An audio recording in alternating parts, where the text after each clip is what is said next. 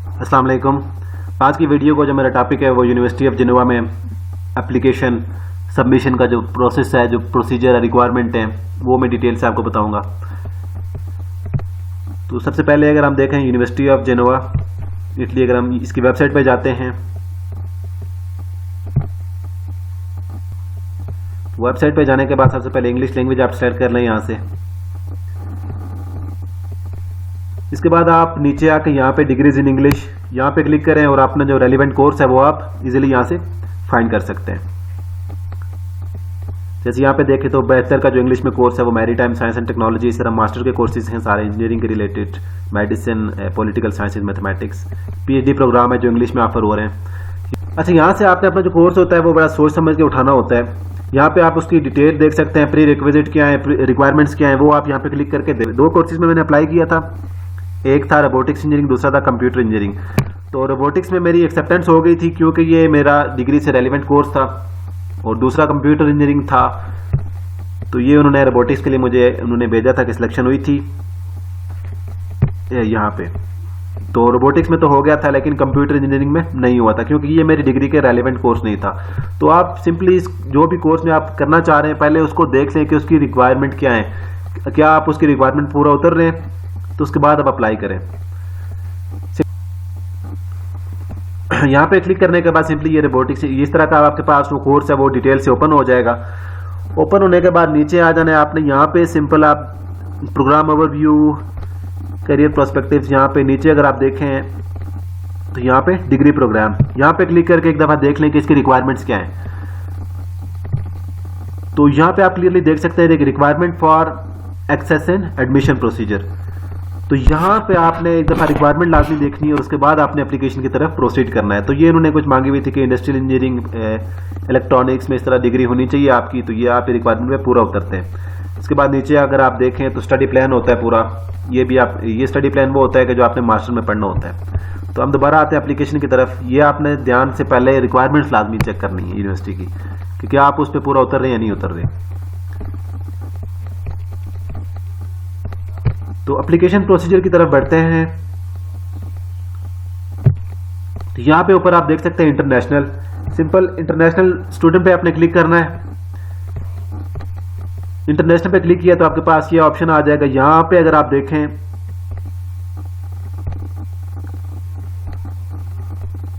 तो नीचे यहाँ पे ऑप्शन आ रहा है इंटरनेशनल इनरोलमेंट का, तो यहाँ पे क्लिक करना है आपने। इसके बाद यहाँ पे यूरोपियन कैंडिडेट्स के लिए है, इसी तरह नॉन यूरोपियन के लिए, हम नॉन यूरोपियन में आ रहे हैं तो यहाँ पे सिंपली इस पे क्लिक कर देना है। इस पे क्लिक करने के बाद अभी तो एक इसकी प्री इनरोलमेंट अप्लाई है। प्री इनरोलमेंट वो लोग करते हैं जिनका एडमिशन हो जाता है। अभी हम सबसे पहले प्री असेसमेंट के लिए अप्लाई करेंगे। सबसे पहले प्री असेसमेंट होती है, सिलेक्शन होने के बाद प्री इनरोलमेंट करते हैं। तो प्री असेसमेंट के लिए सिंपली यहाँ पे चले जाना है, apply.uni.g. यहाँ पे आ जाएंगे। यहाँ पे आने के बाद यहाँ पे आप देख सकते हैं कि what you want to study, और अंडर ग्रेजुएट, पोस्ट ग्रेजुएट करना चाह रहे हैं तो पोस्ट ग्रेजुएट के लिए अप्लाई करें तो पोस्ट ग्रेजुएट सेलेक्ट करें और सिंपली यहाँ से सर्च कर लें। सर्च करने के बाद आपने जो फिल्टर यहाँ से अप्लाई करने के बाद फाइंड कोर्सेज कर लें। फाइंड कोर्सेज के बाद ये कोर्सेज अभी ओपन है, इसकी जो डेडलाइन है 31 मई 2021 है, और ये सारे कोर्स आप देख सकते हैं। Computer engineering, computer science, energy engineering, building है, नेचुरल रिस्क मैनेजमेंट है, इंजीनियरिंग टेक्नोलॉजी, सारे कोर्सेज यहाँ पे जो जो ओपन है यहाँ पे वो शो हो जाएगा। सिंपली आपने जो जिस कोर्स में अप्लाई करना चाह रहे हैं आपने यहाँ पे जाना है, अप्लाई नाउ पे क्लिक कर देना है। इसके बाद पूछ रहे हैं कि न्यू एप्लीकेंट, अगर पहली दफ़ा ही हम लॉगिन हो रहे तो हमने एज अ न्यू एप्लीकेंट यहाँ पे जाना है। इसके बाद यहाँ पे हमने ईमेल हमने इंटर करनी है अपनी। ईमेल इंटर करने के बाद इसको रजिस्टर करवा देना है। तो ये उसने एक हमें पिन दी, ये हमने इसे याद रख लेना है। अगर वो पूछता तो हमने ये, तो ये सिंपल यूनिवर्सिटी ऑफ जिनेवा की तरफ से ये लिंक आ जाता है। यहाँ पे सिंपल आपने क्लिक करना है और रजिस्टर करवा देना है अपने आप को। यहाँ पे ये डिटेल मांगता है, फुल नेम आपने लिखे हैं,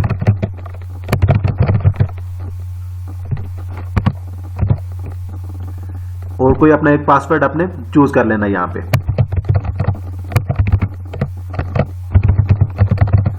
पासवर्ड चूज करने के बाद आपने सिंपल यहाँ पे नीचे रजिस्टर पे क्लिक कर देना है।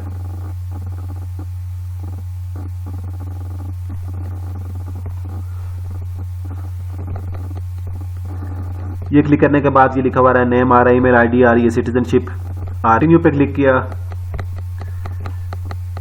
कंटिन्यू पे क्लिक करने के बाद ये आपसे कोई चीज़ से मांग रहा है कि प्रायोरिटीज आपने सेलेक्ट करनी है। प्रायोरिटीज आपकी क्या हैं? रोबोटिक्स इंजीनियरिंग फर्स्ट प्रायोरिटी है। अगर कोई मजीद चॉइसेस ऐड करना चाह रहे हैं सिंपल यहाँ पे जाएं, ऐड मोर चॉइसेस, और जो भी कोर्स आप ऐड करना चाह रहे हैं वो यहाँ से आप इजीली ऐड कर सकते हैं। अगर मैं देखूं दूसरा कोर्स में अगर ये ऐड करना चाहूँ तो सिंपली ये भी यहाँ पे ऐड हो जाएगा। इसके बाद प्रोफाइल पे आते हैं।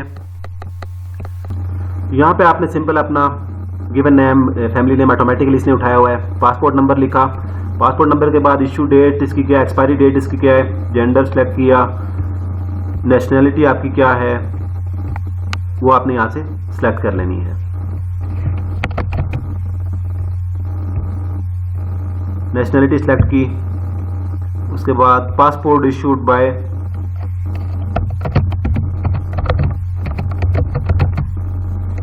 Government of Pakistan.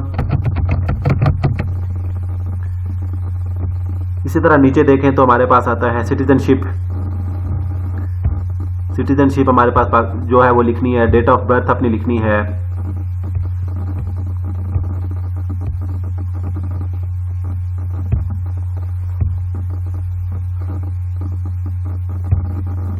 Date of birth लिखी। इसके बाद कंट्री ऑफ बर्थ,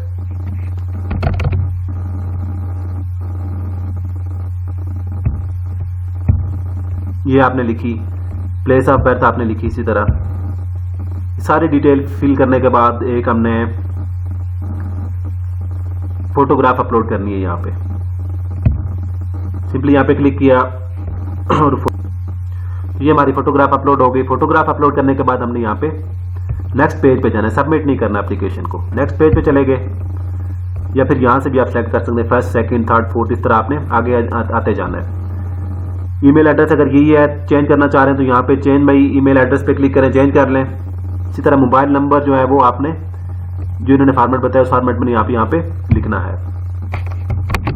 नंबर के बाद एड्रेस आपने लिखना है। एड्रेस के बाद स्काइप की लिखें तो ऑप्शनल है, ना लिखें तब भी कोई इशू नहीं है।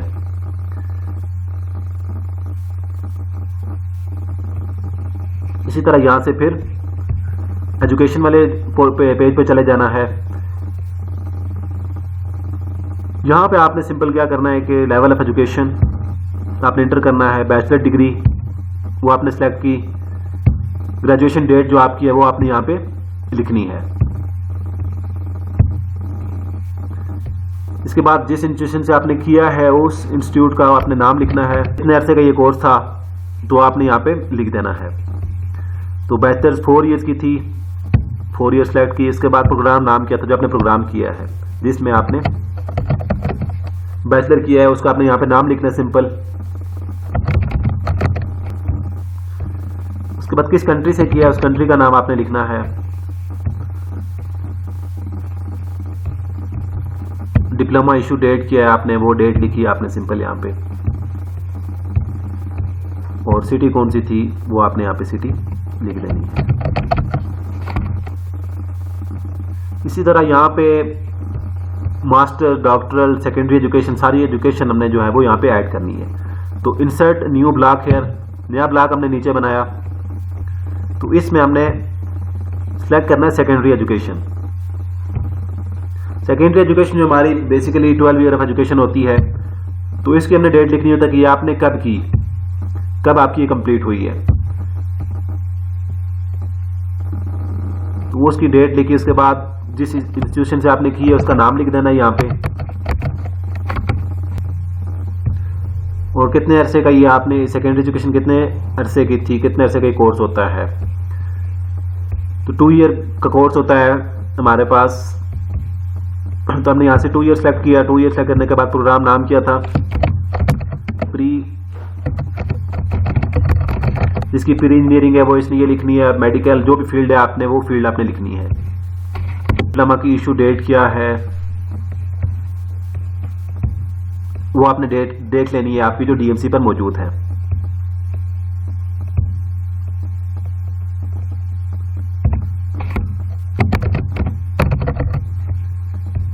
और लैंग्वेज कौन सी थी जिस लैंग्वेज में आपने किया है कोर्स।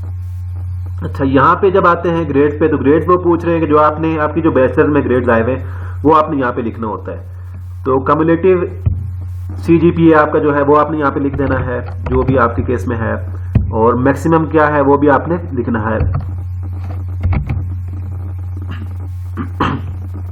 इसके बाद है नीचे exam minimum marks for passing exam, minimum कितने मार्क्स होते हैं वो आपने लिखने हैं।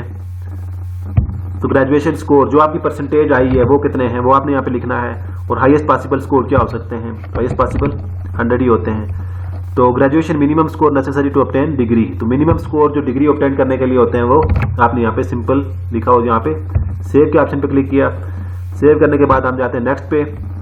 नेक्स्ट पे आता है डॉक्यूमेंट। हमने कोई डॉक्यूमेंट अपलोड नहीं किया तो इसके लिए वो कह रहा है कि चेकलिस्ट आप चेक करें, चेकलिस्ट में जाना पड़ेगा हमने। हम अदर पे आते हैं, तो अदर पे how did you get to know यूनिजेनवा, यहाँ इसके बारे में आप लिख दें यहाँ पे कि आपको कैसे पता चला है। तो जैसे भी आपको पता चले वो आपने यहाँ पे लिखना है। फिर इसके बाद चेकलिस्ट पे आते हैं, तो चेकलिस्ट के बाद यहाँ पे अगर हम देखें तो सिलेबस हमारे पास आता है कि आपने जो बैचलर डिग्री में जो भी पढ़ा है वो कंप्लीट सिलेबस यहाँ पे अपलोड करना होता है। तो सिंपली आपने यहाँ पे क्लिक किया तो ये ऑप्शन देगा कि I have not uploaded my syllabus यहाँ पे। तो इसके बाद आपने क्या करना है, यहाँ पे सिंपल सिलेबस जो भी आपका है, जो भी जितने भी कोर्सेज आपने बैचलर की डिग्री में पढ़े हुए हैं, ठीक है, वो आपने यहाँ पे सारे के सारे अपलोड करने, मतलब जो लास्ट डिग्री में आपने पढ़े वो अपलोड यहाँ पे करने।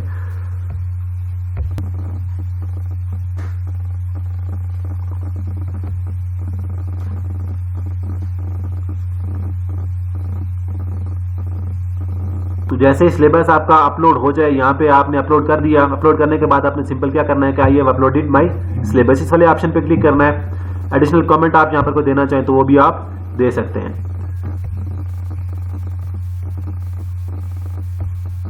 सिंपली यहाँ पे अपलोड करने के बाद यहाँ पे आपने क्रॉस कर देना है। क्रॉस करने के बाद यहाँ पे आप देखें इस पे टिक लग चुकी है। इसके बाद पासपोर्ट आपने अपलोड करना है, अपना CV अपलोड करनी है, इसी तरह degree, diploma, provisional graduation certificate of university letter, कि जो आपकी डिग्री है जो आपको यूनिवर्सिटी की तरफ से मिली है, अगर बैचलर आपने कंप्लीट किया तो बैचलर की डिग्री आपने यहाँ पे अपलोड करनी है। इसी तरह बैचलर की ट्रांसक्रिप्ट आपने यहाँ पे अपलोड करनी है। Proof of English language proficiency, जो भी आपके पास इंग्लिश का प्रोफिशिएंसी सर्टिफिकेट है या फिर आपके पास IELTS है वो यहाँ पे अपलोड कर देना है। रिकमेंडेशन लेटर आपके पास जो यूनिवर्सिटी की तरफ से, डिपार्टमेंट की तरफ से आपको मिले हैं वो अपलोड करना है यहाँ पे। मोटिवेशन लेटर आपने यहाँ पे अपलोड करना है। मैं पासपोर्ट देखूं तो पासपोर्ट में अभी अपलोड नहीं किया, पहले इस ऑप्शन पे टिक होता है। अपलोड करने के बाद आपने यहाँ पे क्लिक करना अगर अपलोड कर दिया। तो अगर आपके पास पासपोर्ट नहीं है इस वक्त, आपके पास कोई और कंट्री की जो आइडेंटिफिकेशन डॉक्यूमेंट है उस पर अप्लाई करना चाह रहे हैं, तो सिंपल इस ऑप्शन पे सिलेक्ट करें और वो डॉक्यूमेंट यहाँ पे अपलोड कर दें। तो मेरे पास पासपोर्ट मौजूद है, पासपोर्ट अपलोड कर रहा हूँ। जो भी पासपोर्ट अपलोड होता है तो यहाँ पे मैंने सिंपली क्लिक करना है कि I have uploaded my passport. ये स्टेटस ऊपर चेंज हो जाता है। स्टेटस चेंज होने के बाद सिंपल आपने यहाँ पे एग्जिट करना है। ये भी अपलोड हो चुका है। तो इसके बाद आप देख सकते हैं यहाँ पे motivation letter, recommendation letter, proof of English proficiency, academic transcript जो बैचलर की ट्रांसक्रिप्ट थी वो, डिग्री थी बैचलर की degree, CV, passport, syllabus detail जो बैचलर में पढ़ा है वो यहाँ पे सारी चीज़ें अपलोड हो चुकी हैं। लेकिन ये अदर डॉक्यूमेंट में जाते हैं। अगर तो आपके पास कोई अदर डॉक्यूमेंट्स हैं तो यहाँ पे आप अपलोड करना है, नहीं है तो आप I have no other additional document to upload. Simply इस पे टिक किया। टिक करने के बाद क्रॉस किया, सारी चीज़ें आपकी टिक लग चुकी हैं, ये सारी चीज़ें आपकी तैयार हो चुकी हैं। तो इसके बाद आपने सिंपल सबमिट पे ऑप्शन पे क्लिक कर देना यहाँ से। तो are you sure you have filled in necessary information, सारी चीज़ें पूछने के बाद आपसे कहता है श्योर, आपने इस पे सिंपल क्लिक किया, आपने सबमिट करवा दिया, सबमिट करवा देना है। पहला स्टेप ये होगा कि यूनिवर्सिटी ऑफ जिनेवा ना आपकी एप्लीकेशन चेक करने के बाद आपको एक ईमेल कर देगी कि आपकी जो एप्लीकेशन थी वो फर्स्ट स्टेप जो है वो क्लियर कर गई है, या फिर अगर आपकी यहाँ पे कोई डेफिशिएंसी आती है तो आपको कहते हैं कि दोबारा से ये चीज़ अपलोड करें, आप दोबारा आपको ईमेल कर देते हैं। ये इस ईमेल के बाद थोड़े अर्से के बाद आपको एक ईमेल आ जाती है, या तो आपकी एक्सेप्टेंस होती है या फिर रिजेक्शन हो जाती है। अगर एक्सेप्टेंस होती है तो फिर आपको एक ईमेल करते हैं कि आपका जो एडमिशन हो गया। उसके बाद अगला स्टेप है जो आपने वो यूनिवर्स इटली के पोर्टल पे जाके प्री ऑनलाइन इनरोलमेंट करवानी होती है। तो ये स्टेप था सारा यूनिवर्सिटी ऑफ जिनेवा की एप्लीकेशन प्रोसीजर का। तो उम्मीद है आपको काफ़ी इससे हेल्प मिली होगी।